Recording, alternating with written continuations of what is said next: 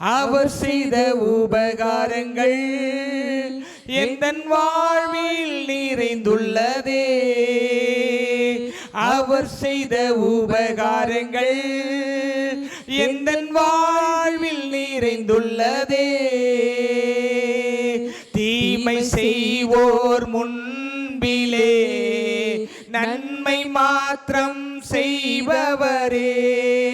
தீமை செய்வோர் முன்னிலே நன்மை மாத்திரம் செய்பவரே. ஒரு குலைந்த நேரத்திலே உருக்குலைந்த நேரத்திலே உடனிருந்து தேற்றினீரே. உடனிருந்து தேற்றினீரே. எங்கள் அன்பு பிதாவே, தீமை செய்வோர் மத்தியிலே நன்மை மாத்திரம் செய்யக்கூடிய தேவனீர், அதற்காக உமக்கு நன்றி. எங்களோடு பேசும் ஆசீர்வாதம் இயேசுவின் நாமத்தில் ஜெபிக்கிற நல்ல பிதாவே, ஆமென் ஆமென் ஹல்லேலூயா. நம்முடைய கர்த்தர் நல்லவர். எத்தனை பேருக்கு புரியுது? கர்த்தர் நல்லவர் என்பதை ருசித்து பாருங்கள். கர்த்தருக்கு செலுத்த வேண்டிய காணிக்கை தசம்பாகலாம் நீங்கள் மெசேஜ் முடித்த பிறகு நின்று பொறுமையாக நிதானமாக இருந்து பார்த்து எல்லாத்தையும் செய்துட்டு போங்க. எனக்கு நேரம் இல்லை. ஹல்லேலூயா. ஏன் சொல்கிறேன்னா, அடித்து பழுக்க வைக்கிறது, புகை போட்டு பழுக்க வைக்கிற பழம் டேஸ்ட்டாக இருக்காது. தானாக பழுக்கிற பழம் தான் டேஸ்ட்டாக இருக்குது. அதே போல் மக்களாக நீங்கள் மாறணும். ஹல்லேலூயா ஹல்லேலூயா. இன்றைக்கு இந்த மாதத்துக்கான வாக்குத்தத்த வசனத்தை நாம் வாசித்து அதன் அடிப்படையில் நாம் பிரசங்கத்தை பார்க்கலாம். சங்கீத புஸ்தகம் 138:2. சங்கீதம் 138:2. உமது பரிசுத்த ஆலயத்துக்கு நேராக நான் பணிந்து உமது கிருபை நிமித்தமும் உமது உண்மை நிமித்தமும் உமது நாமத்தை துதிப்பேன். சகல பிரஸ்தாபத்தை பார்க்கிலும் உமது வார்த்தையை நீர் மகிமைப்படுத்தி இருக்கிறீர். ஹல்லேலூயா. வார்த்தையே பிரதானம். எல்லாரும் சத்தமா சொல்லுங்க. யாருடைய வார்த்தை சொல்லுங்க? இப்படி சொல்லுங்க, தேவனுடைய வார்த்தையே பிரதானம். கையை உயர்த்தி சொல்லுங்க, தேவனுடைய வார்த்தையே பிரதானம். ஹல்லேலூயா. ஒரு முறை நம்முடைய தமிழகத்தின் முன்னாள் முதலமைச்சர் கலைஞர் கருணாநிதி அவர்கள் சட்டமன்றத்துக்கு போயிட்டு பதவியெல்லாம் ஏற்றுட்டு வெளியில் பத்திரிகையாளருக்கு பேட்டி கொடுத்தார். அப்போ கேட்டாங்க, உங்களுக்கு இந்த எதிர்கட்சிகளை குறித்தெல்லாம் நடவடிக்கை எடுப்பீங்களா, அதை செய்வீங்களா, அப்படின்னு நிறைய கேள்வி கேட்டாங்க. சரியாக எனக்கு ஞாபகத்தில் இல்லை. ஆனால் அவர் சொன்ன பதில் ஞாபகத்தில் இருக்கு. என்னென்னா, சட்டம் தன் கடமையை செய்யும். என்ன சொன்னார்? நீங்கள் நடவடிக்கை எடுப்பீங்களா, அந்த நடவடிக்கை. அவர் ஒரே வார்த்தை சொல்லிட்டார், சட்டம் தன் கடமையை செய்யும். இப்போ இங்கே எதுக்காக இதை சொல்கிறேன்னு சொன்னால், தேவன் எதை செய்வார்னா, உங்கள் ஜெபம் வசனத்தின் அடிப்படையில் இருந்தால் அது அப்படியே செய்வார். ஏனென்றால் தேவன் எல்லா பிரஸ்தாபத்தை பார்க்கிலும் தம்முடைய வார்த்தையை தான் மகிமைப்படுத்துவார். கரங்களை தட்டி கத்திர மகிமைப்படுத்துமா? அதான் இப்படி போட்டிருக்கு, உமது சகல பிரஸ்தாபத்தை பார்க்கிலும் உமது வார்த்தையை நீர் மகிமைப்படுத்தி இருக்கிறார். He will exalt his words every time. கர்த்தருடைய வார்த்தையை தான் முக்கியத்துவப்படுத்துவார். அவர் என்ன சொன்னார்?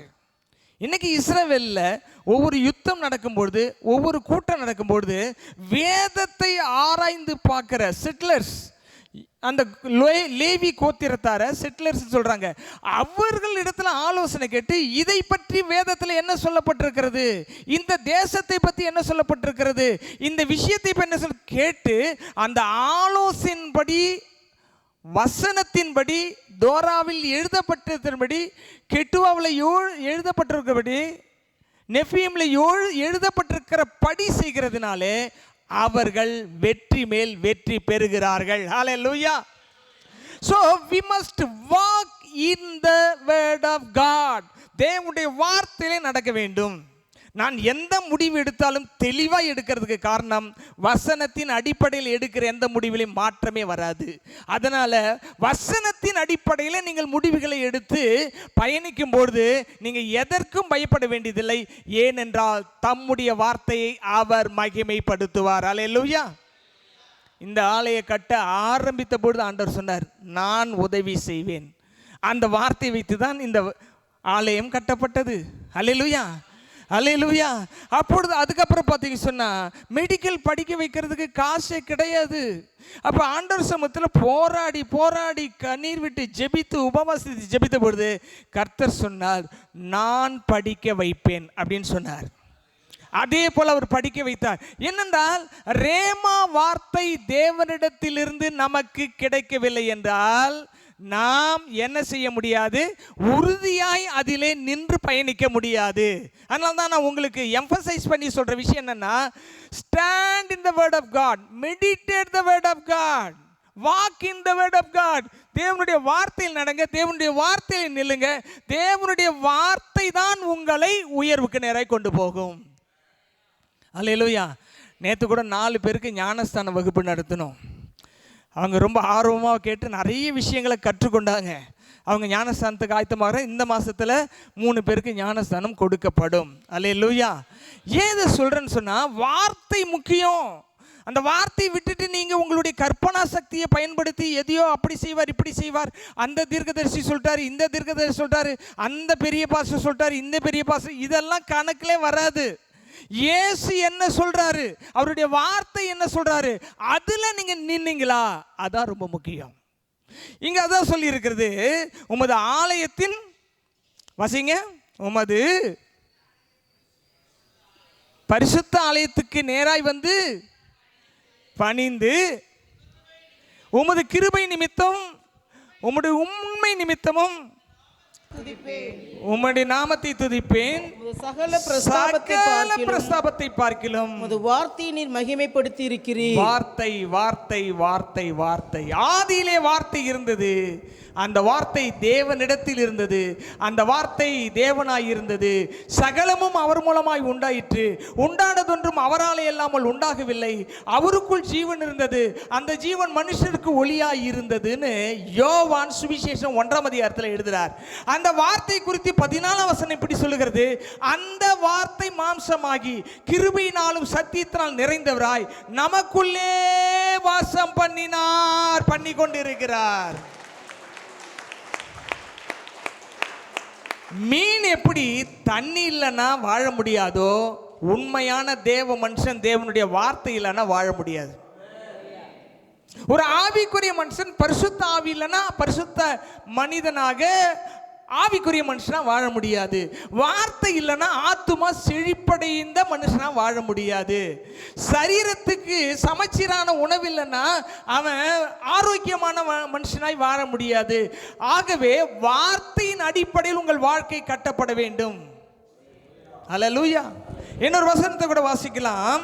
இந்த வார்த்தை நமக்குள் வரும்பொழுது நம்மை உருவாக்கும். என்ன செய்யும்? உருவாக்கும்.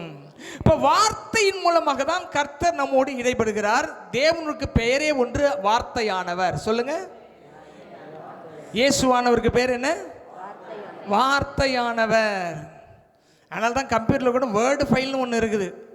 அது அடிக்கடிக்கு எத்தனை லெட்டர் அடிக்கிறோம், எத்தனை ஸ்பேஸ் வரும், எத்தனை வார்த்தைன்னு எல்லாம் கணக்கு போட்டு அது சொல்லிடுது.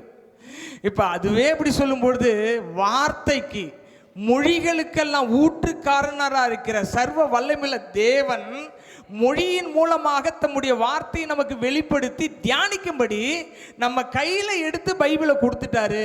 நாம் வாரத்துக்கு ஒருக்க எடுத்து அதை பார்த்துக்கிட்டு இருக்கிறோம். அப்படி இருக்கக்கூடாது. கர்த்தருடைய வேதத்தை தினந்தோறும் தியானிக்கிற மனுஷன் பாக்கியவான். அப்போ இந்த வார்த்தை நமக்குள்ளே வரும்பொழுது என்ன செய்யணும்? நீங்கள் இதை நன்றாக கவனிங்க. எத்தனை பேர் முத்து அப்படின்னு கேள்விப்பட்டிருக்கீங்க? முத்துன்னா பேர் இல்லை, கேள்விப்பட்டிருக்கீங்களே? முத்து எதுக்குள்ளே இருக்கும்? சிப்பிக்குள்ளே இருக்கும். இப்போ வார்த்தை ஒரு சாதாரண மனுஷனுக்குள்ளே வரும்பொழுது அவனை முத்துவாக மாற்றும். அல்லது தங்கமாக மாற்றும், அல்லது வைரமாக மாற்றும், அல்லது வைடூரியமாக மாற்றும். இப்போ நம்ம முத்துன்னு எடுத்துக்கொள்ளலாம் உதாரணத்துக்கு. சிப்பிக்குள்ள எப்படி முத்து வருகிறது என்று சொன்னால், ஆராய்ச்சியாளர்கள் சொல்கிறார்கள், சிப்பி தன்னுடைய அந்த மூடி இருக்கிற அந்த கதவை திறந்து தண்ணீர் மேலே மேய்ஞ்சிக்கிட்டு இருக்குமா. மேய்ஞ்சிட்டு இருக்கும்போது காற்றிலிருந்து ஒரு ஃபாரின் பாடி, அதாவது ஒரு மண் துகளோ அல்லது ஏதோ ஒரு கல்லோ ஏதோ ஒரு பொருளோ அதனுள்ளே படும்பொழுது என்ன செய்யுமா, ஏதோ படுதுன்னு மூடிடுமா. மூடிட்டா அந்த கல் என்ன செய்யுமா, அந்த சிப்பியை குத்தி குத்தி குத்தி ஒரு கெமிக்கல் ரியாக்ஷன் உண்டு பண்ணிக்கிட்டே இருக்குமா. ஒரு ரசாயன மாற்றத்தை இந்த சிப்பிக்குள்ளே உண்டாக்குமா. இந்த ரசாயன மாற்றம் தொடர்ந்து நடக்க நடக்க நடக்க நடக்க வலியும் வேதனையும் கஷ்டங்களும் அதுக்கு உண்டாகி கொண்டே இருக்குமா அந்த சிப்பிக்கு. இது கடைசி என்ன செய்யுமா, வலி தாங்க முடியாமல் அப்படியே விட்டுட்டு கடைசியாக அந்த கடலுக்கு அடியில் போய் தங்கிடுமா. அந்த ஃபாரின் பாடி தான் முத்துவாக உருவாகி அந்த சிப்பியை கொண்டுட்டு முத்துவாக அந்த சிப்பிக்குள்ளே தங்கி இருக்குமாம். கரங்களை தட்டி கத்திர மைப்படுத்துவோம். கர்த்தருடைய வார்த்தை அப்படிதான். நாம விரும்புகிறதை செய்யாதபடி தேவன் விரும்புகிறதை செய்வதற்காக நமக்குள் வார்த்தை வந்தால் நம்மை அதை மாற்றிவிட்டு வார்த்தையாக நாம் எப்படி இருக்கணுமோ அப்படி நம்மளை மாத்திடும். எல்லா சிப்பிக்குள்ளையும் என்ன இருக்காது, எந்த சிப்பிக்குள்ள போடப்பட்டதோ தேவை ஒரு வார்த்தை ஒரு காரியம் போடப்பட்டதோ, அப்ப நமக்குள்ள தேவனுடைய வார்த்தை போடப்பட்டால் நம்ம எப்படி ஆண்டவர் உருவாக்குவாரு, ஒரு முத்தாக, முத்து இருக்கிற சிப்பியாக நம்ம காணப்பட வேண்டும். ஒரு வசனத்தை வாசிக்கலாம். சங்கீதம், தேங்க்யூ ஜீசஸ், 105:19, 105:19. இங்க யோசேப்பை குறித்து சொல்லப்பட்டிருக்கிறது. வாசிங்க. கர்த்தர் சொன்ன வார்த்தை நிறைவேறும் அளவும் அவருடைய வசனம் அவனை புடமிட்டது. வார்த்தை உங்களுக்குள்ள வந்துருச்சுன்னா உங்களை அழிக்கும், வார்த்தை வளரும். அல்லேலூயா. வார்த்தை முக்கியம். இது மனுஷனுடைய வார்த்தை கிடையாது. நீங்க உங்க கையில வச்சிருக்கிறது மனுஷனுடைய வார்த்தை கிடையாது. இது தேவனுடைய வார்த்தை. முழுமையான புத்தகம், முழுமையான தேவனுடைய அங்கீகாரம் பெற்றது. முழுமையாய் அவர் தான் அதில் இருக்கிறார், வார்த்தையில் தான் அவர் இருக்கிறார். ஒரு மாவட்டத்திற்கு கலெக்டர் ஒரு ஆர்டரை ரிலீஸ் பண்ணுறாருன்னு வைங்களேன், அதில் ஒரு சீலும் கையெழுத்தும் போட்டிருப்பார். அப்போ அந்த லெட்டர் எங்கே போதோ அங்கே யார் போகிறாருன்னா கலெக்டர் போயிருக்காருன்னு அர்த்தம். கலெக்டர் போனதுக்கு அது சமம். அதை பார்த்த உடனே எங்கே அந்த ஆர்டர் வந்திருக்கு, கலெக்டரேட்லேருந்து ஆர்டர் வந்திருக்குன்னு உடனே செயல்படுத்துவார்கள். இப்போ நமக்கு ஒரு வார்த்தை தேவனிடத்தில் வருதுன்னா, தேவனிடத்தில் இருக்குன்னா தேவன் வந்திருக்கிறாரு, அவர் அந்த வார்த்தையில் இருக்கிறாரு. ஆக வார்த்தையை ஹானர் பண்ண கற்றுக்கொள்ள வேண்டும். அல்லேலூயா. என்ன சூழ்நிலை வேணா இருக்கலாம், இதுக்கு மிஞ்சி நீங்கள் எந்த வார்த்தையுமே எந்த வாழ்க்கையுமே எந்த விஷயமே செய்யக்கூடாது. According to the word of God. அதான் ரொம்ப முக்கியம். அப்ப யோசேப்புக்கு என்ன நடந்தது, கர்த்தர் சொன்ன வார்த்தை நிறைவேறும் அளவும், படிக்க மாட்டீங்களே, கர்த்தர் சொன்ன வார்த்தை நிறைவேறும் அளவும் அவருடைய வசனம் அவனை புடமிட்டது. அவருடைய வசனம், அடுத்துக்கு கீழே வாசிங்க, அவனுடைய ஆத்துமா இரும்பில் அடைப்பட்டு இருந்தது. இப்படி நிறைய இருக்கு, நீங்க வீட்டில் போய் வாசிங்க, டைம் இல்லை. வார்த்தை உள்ள வந்துச்சுன்னா அந்த வார்த்தையாக நீங்க மாறணும். உங்களுக்காக வார்த்தையை மாத்திரக்கூடாது. அல்லேலூயா. வார்த்தை மாம்சமாகணும். மாம்சம் வார்த்தையை உண்டாக்கக்கூடாது. அது மாம்சத்தினுடைய வார்த்தையாக மாறிடும். வார்த்தை மாம்சமாகி, பைபிள் என்ன போட்டிருக்கு, ஒன்று யோவான் 1:14, அந்த வார்த்தை என்னவா மாறுது, மாம்சமா மாறணும். மாம்சத்தின் வார்த்தை வரக்கூடாது. மாம்சத்தை மாற்றுகிற தேவனுடைய வார்த்தை மாம்சத்துக்குள்ள வரணும். அது தேவனுடைய சித்தமாக மாற வேண்டும், தேவனுடைய திட்டமாக மாற வேண்டும். எதை சொல்லப்படுகிறது அதுவாக மாற வேண்டும். அப்ப வார்த்தை வந்துச்சுன்னா யோசேப்பினுடைய எல்லா கனவுகளையும் அழித்து யோசேப்பை அந்த எகிப்து தேசத்துக்கு பிரதம மந்திரியாக அந்த வார்த்தை மாற்றினது. அது நிறைவேற வரைக்கும் என்ன செய்ததான் வார்த்தை, அவனை புடமிட்டு கொண்டே இருந்தது. சொல்றாங்க 14 ஆண்டுகள் எகிப்தின் நில அடி சிறையில இருந்து படாத பாடுகளை அவன் பட்டான் என்று சொல்லி. அப்பா கூட இல்லை, அம்மா கூட இல்லை, அண்ணன் கூட இல்லை, தம்பி கூட இல்லை, போட்டதெல்லாம் அவங்க தான் தூக்கி போட்டு வித்து போட்டு ஒளிஞ்சு போட்டு நாசமா போட்டுன்னு விட்டுட்டாங்க. யார் விடலை? வார்த்தை யார் வாங்கினானா அவனை எல்லாரும் விட்டுருவாங்க. நல்லா கவனிங்க, உங்ககிட்ட தேவனுடைய வார்த்தை இருக்குன்னா எல்லாரும் சப்போர்ட்டாக இருப்பாங்கன்னு நினைக்காதீங்க. எல்லாருமே விட்டுருவாங்க. ஒருத்தர் கூட உங்க பக்கத்தில் நிற்க மாட்டாங்க. அதை ஃபஸ்ட்டு நல்லா புரிஞ்சுங்க. யோசேப்புக்கு வார்த்தை 12 பேர்த்துக்கு கிடைக்கல, அவனுக்கு தான் கிடைச்சிது. அவனுக்கு வார்த்தை கிடைச்சதுனால எல்லாரும் தூக்கி எங்கே போட்டாங்க? குழியில் போட்டாங்க. எல்லாரும் என்ன செய்தாங்க? குழியில் போட்டோன்னு தூக்கி வித்து போட்டாங்க. அவங்க நோக்கம் என்ன தெரியுமா? வார்த்தை இருக்கிறவனை இந்த உலகம் என்ன தெரியுமா? தேவனுடைய வார்த்தை யார் எடுத்திருக்கா அவனை ஒழிச்சு கட்டணும், அவனை எப்படியாச்சும் அடக்கணும், எப்படியாச்சும் அடங்க பார்க்கணும், இல்லாட்டி அழிச்சிடணும். ஏன்னா இந்த யோசேப்பு தான் அப்பா கிட்ட போய் இவங்க செய்கிற தப்பெல்லாம் சொல்லிட்டு இருந்தான். அதனால எரிச்சல் அவங்களுக்கு. இவனை ஒழிச்சு கட்டிட்டா நம்மளை பற்றி ரிப்போர்ட் பண்ணுறதுக்கு ஆளே கிடையாது. அல்லேலூயா. தேவனுடைய வார்த்தை உங்களுக்கு இடத்துல இருக்கும்பொழுது நன்றாய் கவனியுங்கள், அந்த வார்த்தை உங்களை புடமிட்டு கொண்டே இருக்கும். தாங்க முடியாத துயரம், துன்பம், கஷ்டம் இவைகளெல்லாம் கொடுத்து உங்களை க்ரஷ் பண்ணிகிட்டே இருக்கும். எதுக்காகனா ஒரு சிப்பிக்குள்ள முத்தை உருவாக்குறது போல கர்த்தர் உங்களை பயன்படுத்துவதற்காக, உங்களை உயர்த்துவதற்காக அந்த ப்ராசஸ்க்குள்ள நிச்சயமாக கொண்டு சென்று கொண்டு தான் இருப்பார். அல்லேலூயா. ஆனால் தேவனுடைய வார்த்தையை எல்லாரும் கேட்பாங்க, உள் வாங்கிறது ஒரு சிலர் தான். உள் வாங்கிறதுன்னா உள்ள மனசுக்குள்ளே வச்சு இந்த வார்த்தையாக நான் மாறணும்னு நினைக்கிறவங்க ரொம்ப least member of the people தான். ஒரு வசனத்தை கவனிங்க. உபாகம புஸ்தகம் யாத்ராகம புஸ்தகம் 5ஆம் அதிகாரம் 2ஆம் வசனத்தை கவனிங்கள். அதற்கு பார்வோன், நான் இஸ்ரவேலை போக விடேன், கர்த்தரின் வார்த்தையை கேட்கிறதற்கு அவர் யார்? கர்த்தரின் வார்த்தையை கேட்கிறதுக்கு அவர் யார்? நான் கர்த்தரை அறியேன், நான் இஸ்ரவேலை போக விடுவதில்லை என்றான். வார்த்தைனா என்னன்னே தெரியாத வார்த்தைக்கு கீழ்ப்படிய மாட்டான். நல்லா கவனிங்க. அது ஊழியக்காரர் சொன்னாலும் கீழ்ப்படிய மாட்டான், ஆவிக்குரிய பெற்றோராக இருந்து சொன்னாலும் கீழ்ப்படிய மாட்டான், இல்லை தீர்க்கதரிசி சொன்னாலும் கீழ்ப்படிய மாட்டான். ஏன்னா தேவன் யார் என்று தெரியாதவனுக்கு தேவனுடைய வார்த்தை என்னன்னு தெரியாது. இப்போ பார்வோன்கிட்ட மோசே போய் சொல்கிறாரு, எங்களுடைய கடவுள் யாவே தேவன் வந்து எங்களெல்லாம் போய் ஆராதனை பண்ண சொல்லிட்டாருப்பா. எப்பா உங்கள் கடவுள் யாருப்பா? எனக்கு தெரியாது, அவருக்கு நான் ஏன் கீழ்ப்படியணும்? நிறைய பேர் சொல்லுவாங்க, கர்த்தருடைய வார்த்தைக்கு நான்ப்பா ஏன் கீழ்ப்படியணும்? அது பாஸ்டர் கீழ்ப்படிஞ்சிட்டு போகிறாரு, சபை கீழ்ப்படி, யாரோ முடிஞ்சவன் கீழ்ப்படிறாங்க. நான் சொல்கிறது எல்லாத்துக்கும் கீழ்ப்படிய முடியாது, எனக்குன்னு ஒரு லைஃப் இருக்குன்னு சொல்லுவாங்க நிறைய பேர். கர்த்தருடைய வார்த்தை முக்கியம். பார்வோன் கர்த்தருடைய வார்த்தைக்கு செவி கொடுக்காதனாலே செங்கடலிலே மடிந்து போனான். கர்த்தருடைய வார்த்தைக்கு அவன் செவி கொடுத்து உண்மையாய் அவன் விடுதலை ஆக்கி இருந்தால் அவனுக்கும் பாக்கியம் கிடைத்திருக்கும். ஆகவே கர்த்தருடைய வார்த்தை கேட்கறதுக்கு அவர் யாருன்னு கேட்கக்கூடாது. இல்லையா? சிலர் சொல்லுவாங்க, இவர் என்னப்பா நமக்கு அட்வைஸ் பண்ணுறாரு, இவர் யாருப்பா? அவர் யார் தெரியுமா? தேவனுடைய ஊழியர். வேற அடையாளமே எதுவும் கிடையாது. தேவனுடைய ஊழியர். உலகத்தின் பார்வையில் அற்பமாக தெரியலாம், தேவனுக்கு முன்பாக யாருக்கும் தெரியாத ஒரு மகிமையின் மேகம் ஒரு ஊழியனை மூடி இருக்கும். ஊழியனை மட்டுமல்ல, உண்மையாய் கர்த்தருக்கு பயந்து வார்த்தையை கனப்படுத்துறவர்கள் ஒரு மேகம் மூடி இருக்கும். அல்லேலூயா.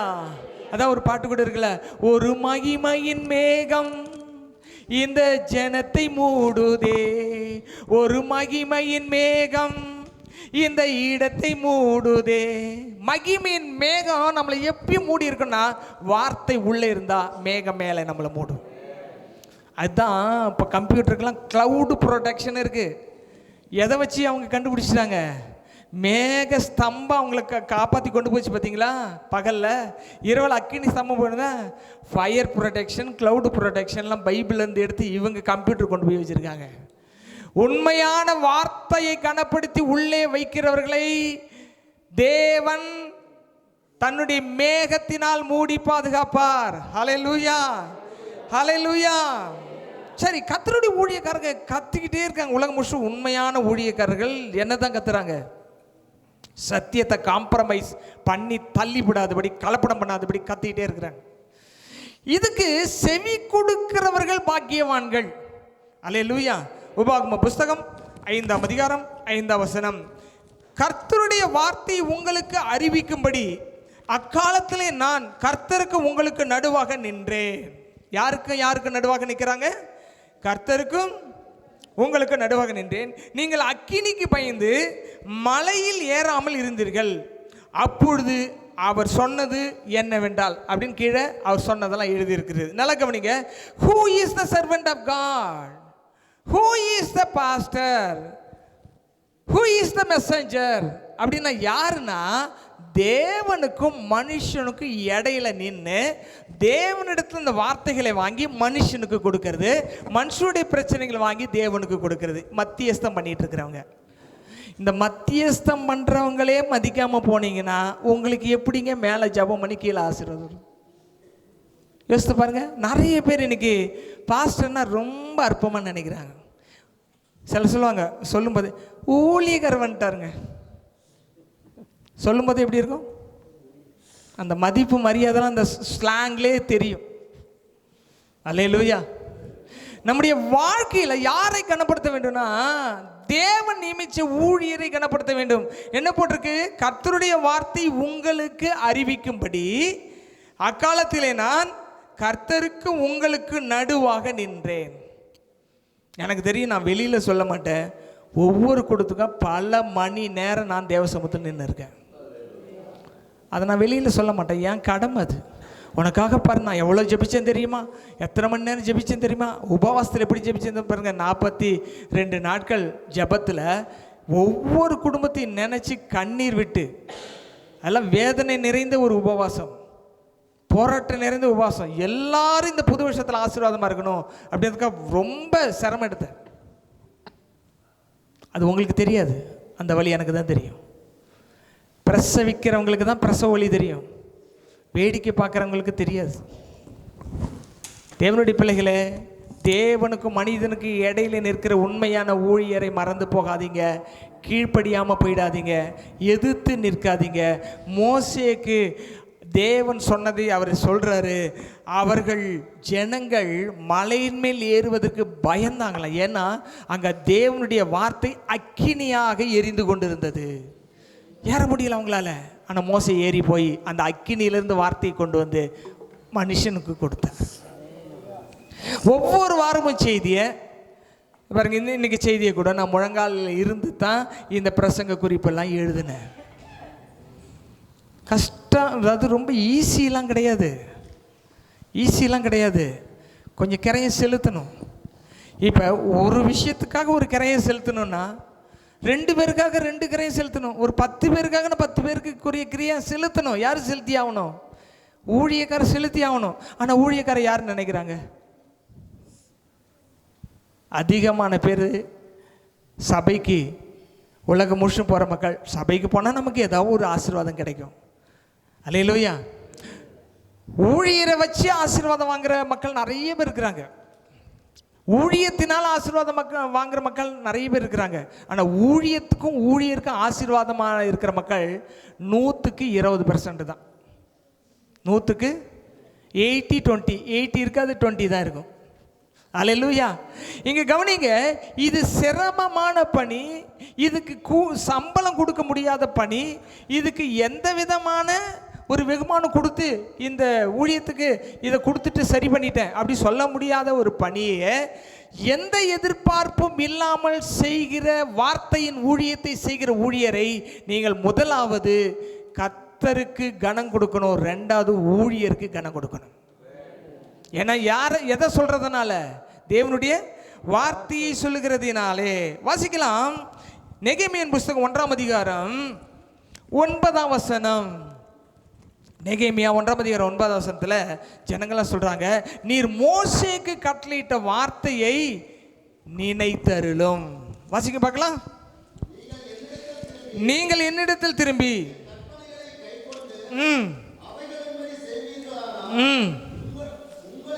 உங்களிலே தள்ளுண்டு போனவர்கள் வானத்தின் கடையாந்தரங்களில் இருந்தாலும் நான் அங்கே இருந்து அவர்களை சேர்த்து என் நாமம் விளங்கும்படி நான் தெரிந்து கொண்ட ஸ்தலத்திற்கு அவர்களை கொண்டு வருவேன் என்று உம்முடைய தாசனாகிய மோசேக்கு கட்டளையிட்ட வார்த்தையை நல்லா கவனிங்க. ஒரு ஊழியர் இல்லாமல் ஒரு ஆசீர்வாதம் உங்களுக்கு பாஸ் ஆகிறது இல்லை. உங்களுக்காக முட்டியை போட்டு கண்ணீர் விட்டு உபாசம் போட்டு ஜெபிக்கிறவங்களை குறித்து சொல்கிறேன் நான். சொல்கிறாரு, நீங்கள் வார்த்தைகளின்படி நடந்தால், வார்த்தைகளுக்கு கீழ்ப்படிந்தால், நீ பூமியின் கடையாந்திரத்திருந்தாலும் கொண்டு வந்து சேர்த்துருன்றாரு. இன்னைக்கு பாருங்க, ஆப்பிரிக்கா தேசத்திலிருந்து தான் கோத்திரம் வந்து இஸ்ரேல் தேசத்துக்கு வருது. என்னது, அந்த சவுத் ஈஸ்டில் இருக்கிற மணிப்பூர்லேருந்து மனாசே கோத்திரம் எங்கே போகுது? இஸ்ரேல் நாட்டுக்கு போகுது. பூமியின் கடையாந்திரங்கள் இருந்தாலும் கொண்டு வந்து சேப்புன்ற வார்த்தை இப்பயும் நிறைவேறுது பாருங்க. அன்னைக்கு நெகேமியா மூலமாக பாபிலோன் வந்து எல்லா கோத்திரமும் போச்சு இரண்டாவது ஆலயம் கட்டுறதுக்கு. இப்போ மூணாவது தேவனுடைய ஆலயம் கட்ட போகிறாங்க. மூன்றாவது தேர்டு டெம்பிள். மூன்றாவது ஃபஸ்ட் ஆலயம் யார் கட்டினது? கிங் சாலமன் கட்டினார். அவங்க ரெகோபியாம் காலத்துக்கு பிறகு எகோனியா காலத்தில் எல்லாத்தையும் சிதறடித்து பாபிலோனுக்கு சிறை போட்டாங்க. பாபிலோனில் இருந்து இப்போ இருக்கிற பெர்சியா, இப்போ இருக்கிற ஈரான் தான் பெர்சியா நாட்டு அரசனாகிய தரியு காலத்தில் அந்த உடன்படிக்கை பெட்டி, அந்த பரிசுத்த பாத்திரங்கள்லாம் கொண்டு போய் நீங்கள் ஆலயம் கட்டுங்கன்னு கொடுத்து அனுப்புனது இப்போ இருக்கிற ஈரான். நான் சொல்கிறது 2000 வருஷத்துக்கு முன்னாடி இருக்கிற விஷயம் சொல்கிறேன், சரிங்களா? இப்போ கடையாந்திரங்களும் வந்துக்கிட்டு இருக்கிறாங்க. இப்போ எதை கட்டுறதுக்காக பிளான் பண்ணியிருக்கிறாங்க? மூன்றாவது தேவாலயம். இப்போ என்னென்னா, சாலமோன் தேவாலயம் கட்டினது தாவீது அரசன் இடம் வாங்கி போட்டார். ஆலயம் கட்டுறன்னு சொல்லும்போது, நீ நிறைய ரத்தம் சிந்திட்டு நீ கட்ட வேண்டான்ட்டாரு. சாலமோன் கட்டினார். அந்த ஆலயம் பாபிலோனிய அரசன் அவனுடைய தளபதி நெபுசாரானால் தரைமட்டமாக்கப்பட்டது. இப்போ இடிக்கும்போது சொன்னாங்களாம், இந்த ஆலயத்தினுடைய அஸ்திபாரத்தெல்லாம் கல்லெல்லாம் எப்படி கட்டியிருக்காங்கன்னா, தங்கத்தை உருக்கி ஊற்றி ஒவ்வொரு கல்லாக வச்சுருக்கிறாங்கன்னு சொன்ன உடனே அவன் யானையை வச்சு உழுது கல்லெல்லாம் பேத்து எடுத்துட்டான். ஒரு கல்லின் மேல் ஒரு கல் இராதபடி எல்லாமே போயிடுச்சு. நெகேமியா காலத்தில் மறுபடியும் ஆளங்க வந்து ஆலயத்தை கட்டி பிரதிஷ்டை பண்ணுறாங்க. முந்தின மகிமையை காட்டிலும் பிந்தின மகிமை பெரிதாய் விளங்கிற்று. இப்போ இதெல்லாம் போகுது. இப்போ மூணாவது ஆலயத்தை நோக்கி உலகம் போயிட்டு இருக்குது. இப்போ அமெரிக்கா தன்னுடைய படை 6 பெரிய கப்பல்களை கொண்டு போய் நிறுத்தி இருக்கிறாங்க, போர்க்கப்பல்களை. எல்லா இராணுவ தளவாடங்கள் எல்லாம் கொண்டு போய் வச்சுருக்கிறாங்க. பாம் போடுறதான ஃப்ளைட் எல்லாம் கொண்டு போய் அங்கே நிறுத்தி வச்சுருக்கிறாங்க. இப்போ என்ன உலகம் நினைக்குது, அமெரிக்கா நினைக்குதுன்னு நம்மளால் யோசிக்க கூட முடியல. சண்டை போடுவாங்களா போட மாட்டாங்களான்னு தெரியாது, அடிப்பாங்களா அடிக்க மாட்டாங்கன்னு தெரியாது. ஆனால் இது யுத்தம் நடந்து இந்த யுத்தத்துக்கு பிறகு என்ன பிளான் பண்ணியிருக்கிறாங்க இஸ்ரேல்னு சொன்னால், அந்த அல்ஷிரா என்கிறதான அந்த மசூதி சாலமோன் ஆலயம் கட்டண இடத்துல இருக்குது. அதை இடிச்சிட்டு ஆலயம் கட்டணும்னு பிளான் பண்ணிட்டு இருக்காங்க. எங்கே வந்து நிற்கிது பார்த்தீங்களா? தேவனுடைய வார்த்தை எப்போ சொன்னது? 3000 வருஷத்துக்கு முன்னாடி, மோசேக்கு முன்னாடி சொன்னது. இன்னைக்கு வந்து நிற்குது. என்ன ஆலயம் கட்டணும்? மூன்றாவது தேவாலயம் கட்டணும். இப்போ ஆலயம் இல்லாமலே இஸ்ரேல் ஜனங்க இருக்கிறாங்க. எதுலேருந்து? 1948 வருஷத்துலேருந்து இன்னைய வரைக்கும் அவங்களுக்கு என்ன இல்லை? சுதந்திரம் வாங்கினாங்க 1948. நம்ம 47 சுதந்திரம் வாங்கினோம், அவங்க 48 சுதந்திரம் வாங்கினாங்க. அன்னையிலிருந்து இன்னைய வரைக்கும் ஆலயம் இல்லை, ஆலயம் இல்லை. ஆலயம் இருக்கிற இடத்துல என்ன கட்டிட்டாங்க? மசூதி கட்டிட்டாங்க. இந்த பக்கத்தில் கொஞ்சம் இடத்துல இவங்க போகிறாங்க, அவங்க வர்றாங்க, டூரிஸ்ட் வர்றாங்க, எல்லாம் போயிட்டு இருக்கிறாங்க. இப்போ எவ்வளோ பெரிய பிரச்சனை ஆகும்? ஒரு மசூதி இடிக்கும் பொழுது எவ்வளோ பெரிய பிரச்சனை வரும்ல. அப்போ உலகத்தில் பெரிய யுத்தங்கள் வரக்கூடிய வாய்ப்புகள்லாம் நிறைய இருக்குது. இதெல்லாம் தாண்டி அவங்க மூணாவது ஆலயம் கட்டும் பொழுது என்ன நடக்குன்னா, அந்த ஆலயம் கட்டி முடித்தால் அந்தி கிறிஸ்து வந்து அங்கே உட்கார்ந்து நான் தான் மெசியா என்று சொல்லுவான். நான் தான் மெசியா அப்படின்னு சொல்லுவான். அந்த இடத்த ஐரோப்பாவை சேர்ந்தவங்க, அமெரிக்காவை சேர்ந்தவங்க இவங்கெல்லாம் என்ன செய்வாங்க? இஸ்ரேலுக்கு சப்போர்ட் பண்ணி நீ ஆலயம் கட்டுன்னு சொல்லுவாங்க. ஆலயம் கட்டப்படும். ஆலயம் கட்டப்பட்டுடுச்சுன்னா நல்லா புரிஞ்சுக்குங்க, அதுக்கு முன்னாடி ஆண்டவர் வருகை வந்துடும். ரொம்ப முக்கியமான அடையாளம். ஆலயம் கட்டிட்டாங்கன்னா என்ன வந்து வரப்போகுதுன்னு அர்த்தம். ஆரம்பிச்சிட்டாங்கன்னா வரப்போகுது, என்ன வரப்போகுதுன்னு அர்த்தம்? ரகசிய வருகை வரப்போகுதுன்னு அர்த்தம். நீங்கள் உங்கள் வாழ்க்கையில் என்ன கோல் வச்சுருக்கீங்க இல்லையோ, வருகையில் போகிறதுக்கு கோல் வச்சுக்கோங்க. அதை மிஸ் பண்ணிடாதீங்க. ரொம்ப ஷார்ட் பீரியட் தான் இருக்குது. ரொம்ப ஷார்ட் பீரியட் தான் இருக்குது. ரொம்ப ஷார்ட் பீரியட் தான் இருக்குது. வருகையில் மிஸ் ஆச்சுன்னா எல்லாமே மிஸ் ஆகிடும். அப்போ இன்னைக்கு வார்த்தை இல்லாதபடி எலும்புகள், நரம்புகள், தசைகள்லாம் உலர்ந்து போய் கிடக்குது. இதைத்தான் ஆண்டவர் எசேக்கியேலுக்கு காண்பிக்கிறார். அதையும் கூட நம்ம தியானிக்கலாம். எசேக்கியேல் 37ஆம் அதிகாரம் 4ஆம் வசனம். எசேக்கியேல் 37ஆம் அதிகாரம் 4ஆம் வசனம். உலர்ந்த எலும்புகள் உயிரடையுமா என்று கேட்டான். அதற்கு கர்த்தர் என்ன சொல்றாருன்னா 37:4. அப்பொழுது அவர் இந்த எலும்புகளை குறித்து தீர்க்க தரிசனம் உரைத்து அவைகளை பார்த்து சொல்ல வேண்டியது என்னவென்றால், உலர்ந்த எலும்புகளே கர்த்தருடைய வார்த்தை கேளுங்கள், கர்த்தருடைய வார்த்தையை கேளுங்கள். ஹல்லேலூயா. உலர்ந்த எலும்புகள் யாரை பத்தி சொல்றாருன்னா, என்னையும் உங்களையும் பத்தி தான் சொல்றாரு. அன்னைக்கு சொன்னார் இஸ்ரவேல் ஜனங்களை பத்தி, இன்னைக்கு யாரை பத்தி சொல்றாரு? கையை வச்சு சொல்லுங்களேன், நல்லதான். ஏன்னா அவங்களுடைய ஆவிக்குரிய எலும்பு என்னவா கிடக்கு? உலர்ந்து கிடக்குது. நரம்பு ஒரு பக்கம் கிடக்குது, எலும்பு ஒரு பக்கம் கிடக்குது, தசை ஒரு பக்கம் கிடக்குது, ஒண்ணுமே இல்லாம கிடக்குது, எலும்பு கூட கிடக்குது. எலும்புகள் எதை பெற்றுக்கொள்ளணும்? எது கேட்கணும்? வார்த்தையை. எது கர்த்தருடைய வார்த்தை கேட்கணும்? ஒரு மனுஷனுக்கு ஸ்ட்ரக்சர் அப்படின்றது என்னன்னா, இந்த ஸ்கல்ட்டு தான், இந்த எலும்பு கூடு தான். தலையிலேருந்து கால் வரைக்கும் இருக்கிற அந்த எலும்புகள் தான் மனுஷனை நிற்க வச்சிட்டு இருக்குது. இந்த முன்னாடி பின்னாடி இருக்கிறதான முதுகு தண்டு மனுஷன் நேராக நிற்கிறதுக்கு உதவுது. நம்ம காதில் ஒரு திரவம் இருக்குது. அந்த திரவம் குறைஞ்சதுன்னா நம்ம நிற்க முடியாது, மயக்கம் வந்துடும். அதை லீக்கூட கரெக்டாக பேலன்ஸ் பண்ணி வச்சுருக்கா. அதனால தான் நம்ம நின்று பேசிகிட்டு இருக்கிறோம். காலில் 105 எலும்பு இருக்குது. பாதத்தில் மட்டும் ஒரு பிரிட்ஜுக்கு எப்படி வந்து ஒரு சப்போர்ட் கொடுப்பாங்களோ அந்த மாதிரி பிரிட்ஜ் மாதிரி வச்சு இவ்வளோ லோடியும் 70 கிலோவையும் தாங்கக்கூடிய 2 பிரிட்ஜ் இருக்குது, ஃபுட் இருக்குது. எலும்பு ஆவிக்குரிய விதத்தில் தேவனோடு கனெக்ஷன் ஆகணும்.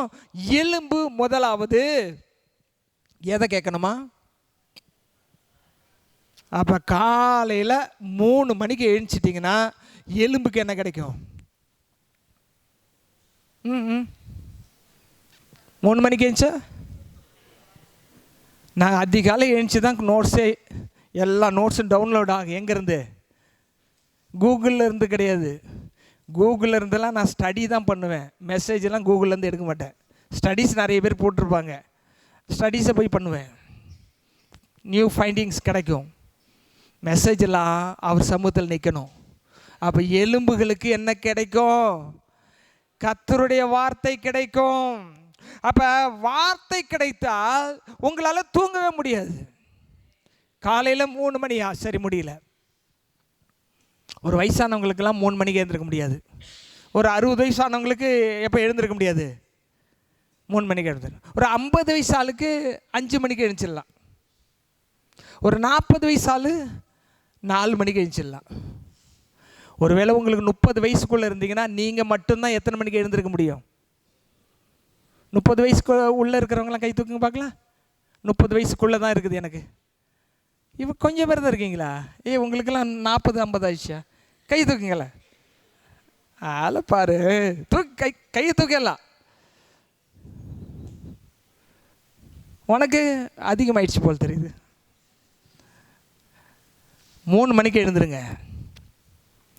கர்த்தருடைய பிரசனம் அதில் வர்ற விஷயம் எங்கேயுமே கிடைக்காது. அல்லேலூயா, அல்லேலூயா.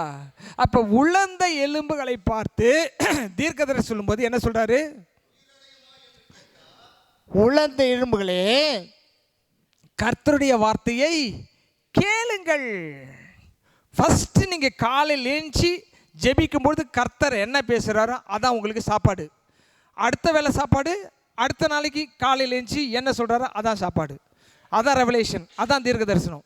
இதை விட்டுட்டு அன்னார் அங்கே இருக்கிறாரு, ஐயர் அங்கே இருக்கிறாரு, மாமா அங்கே இருக்கிறாரு, அந்த பெரிய பாஸ்டர் இங்கே இருக்கிறாரு, இந்த சின்ன பாஸ்டர் இங்கே இருக்கிறாரு, இவங்கக்கிட்ட போய் நீங்கள் வார்த்தையை எலும்புகளுக்கு கேட்டிங்கன்னா அந்த எலும்புக்கு சூட் ஆகாது. போன் மரோலாம் டிரான்ஸ்பிளேஷன்லாம் இப்போ பண்ண ஆரம்பிச்சிட்டாங்க. செட் ஆகாது. எலும்புகளுக்குள்ளே இருக்கிற மஜ்ஜையில் தான் ரத்தம் உற்பத்தி ஆகிறது, ஆர்பிசிலாம் உற்பத்தி ஆகிறதா சொல்கிறாங்க சயின்ஸு. நீங்கள் உங்களுடைய இயற்கையாக ஆவியில் நிறைந்து தேவனுடைய சமூகத்தில் ஆண்டவரை நோக்கி பார்த்து காலையில் டவுன்லோட் ஆகிறதா உங்கள் எலும்புகளை உயிர்ப்பிக்கும். அல்லேலூயா. நம்ம ஆரோக்கியமாக வாழ்கிறதுக்கு முதல் தேவனுடைய வார்த்தை தான். தேவனுடைய வார்த்தையை தவிர எந்த மருத்துவமும் நம்மளை ஒன்றும் பூரணமாக படுத்தாது. ஏன்னா இப்போ 3 விதத்தில் என்ன செய்யுது, ட்ரீட்மெண்ட் போயிட்டுருக்கு. என்னென்னா, நல்ல உணவு சாப்பிட்டீங்கன்னா ஆரோக்கியமாக இருக்கலாம் ஃபிசிக்கலாக. அப்புறம் சொல்கிறேன், இல்லைங்க நல்லா பாசிட்டிவாக தியானம் பண்ணுங்க, உங்கள் உடல் நன்றாக மாறிடும். நீங்கள் எப்படி யோசிக்கிறீங்களா உங்கள் உடம்புல என்னது சேஞ்சஸ்லாம் வரும், அது ஒரு குரூப்பு. ஆனால் நான் சொல்கிறது என்ன தெரியுமா, பரிசுத்த ஆவியானவர் இந்த ஜலத்தின் மேல் அசைவாடும் பொழுது இந்த பிளான்ட் உற்பத்தி ஆச்சு, மிருகங்கள் உற்பத்தி ஆச்சு, மனுஷ உற்பத்தி ஆச்சு. அவருடைய ஆவியை கொடுத்தார். அந்த ஆவியானவருடைய சமூகத்தில் அதிகாலையில் எழுந்து நிற்கும் பொழுது எலும்புகள் உயிரடையும், நரம்புகள் உண்டாகும், தசைகள் உண்டாகும், தோள்கள் உண்டாகும், ஆரோக்கியமாய் வாழலாம். ஹல்லேலூயா.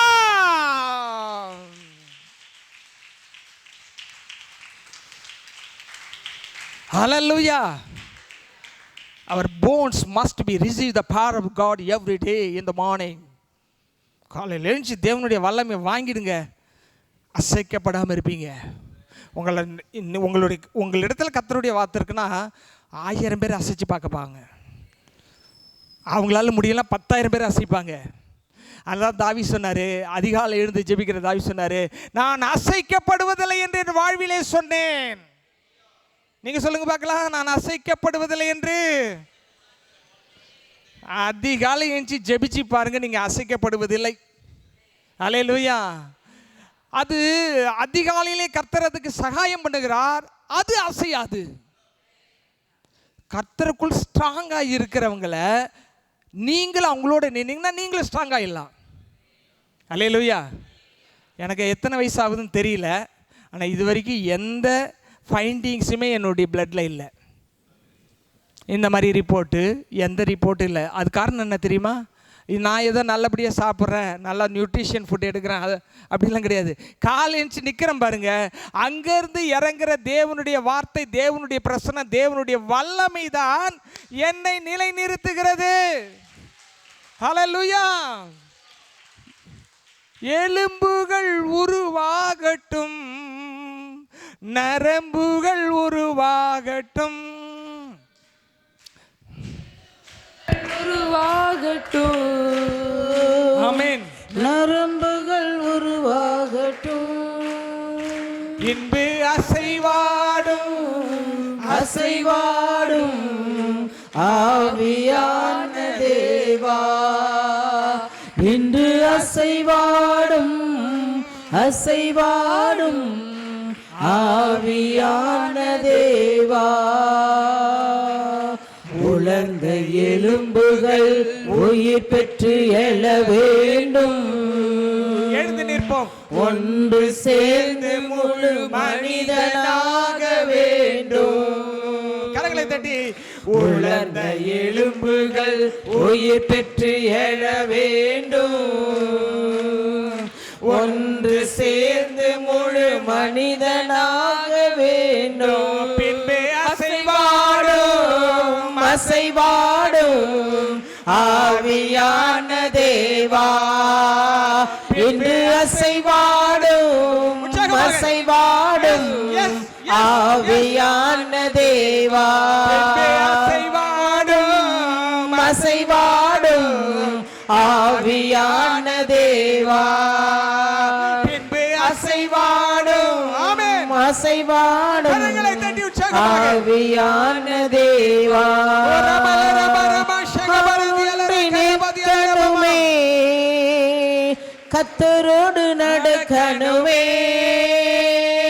காலொன்றி நிற்கணுமே கத்தரோடு நடக்கணுமே இன்று அசைவாடும் அசைவாடும் ஆவியான தேவா இன்று அசைவாடும் அசைவாடும் ஆவியான தேவா கரங்களை தட்டி அசைவாடும் எலும்புகளுக்குள்ளாக அசைவாடும் ஆவியான கர்த்தருடைய வார்த்தை தேவா உண்டாவதாக இறங்கி வருவதாக ஹalleluya ஹalleluya ஹalleluya எலும்புகள் பலனடைவதாக ஹalleluya ஹalleluya ஹalleluya ஹalleluya ஹalleluya ஹalleluya ஹalleluya ஹalleluya ஹalleluya ஹalleluya மனிதனாக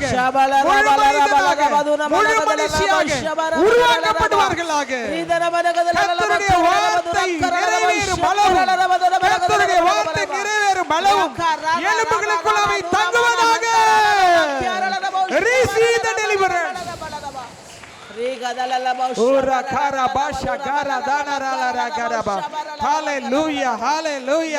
பொருளாதார செழிப்பு உண்டாவதாக, வேலை வாய்ப்புகள் கிடைப்பதாக, தனிப்பட்ட காரியங்கள் நடைபெறுவதாக.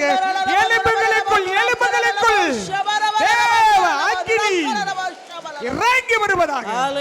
கரங்களை தட்டி அந்நிய பாஷையில பேசி ஆண்டவரை ஸ்தோத்திரம் பண்ணுங்க. நீங்க ஸ்தோத்திரம் பண்ற நேரத்திலே எலும்புகளுக்குள்ளாக ஆவிக்குரிய மண்டலத்திலே ஆவிக்குரிய வாழ்க்கையிலே மாற்றங்களை கர்த்தர் உண்டாக்குகிறார். Thank you Jesus, thank you Jesus. ஹalleluya பிதாவே உம்முடைய குமாரனாகிய இயேசு கிறிஸ்து மூலமாய் உம்முடைய இடத்தில் வருகிறோம். எனக்கும் சபைக்கு நீர் பேசி சொன்ன எல்லா காரியத்துக்காகவும் உமக்கு நன்றி சொல்கிறோம். இந்த நாள் முதற்கொண்டு உம்முடைய வார்த்தை அவர்களுடைய எலும்புகளுக்குள்ளாக வைத்ததற்காக நன்றி. அது அக்கினியாக எரிந்து கொண்டு இருக்கிறதுக்காக சொல்லி அதிகாலை எழுந்து யாரெல்லாம் நிற்கிறாங்களோ அவர்களுக்கு உம்முடைய அக்கினியின் வார்த்தைகள் அவர்கள் எலும்புகளுக்குள்ளே இறங்கட்டும். அது ஆசீர்வாதத்தை கொண்டு வரட்டும், பொருளாதாரத்தை கொண்டு வரட்டும், ஆரோக்கியத்தை கொண்டு வரட்டும், வெற்றியை கொண்டு வரட்டும், சிறந்தவைகளை தருவீராக. புகழ்ச்சியிலும் கீர்த்தியிலும் மகிமையிலும் சிறந்திருக்கும்படி பிள்ளைகள் இருப்பார்களாக.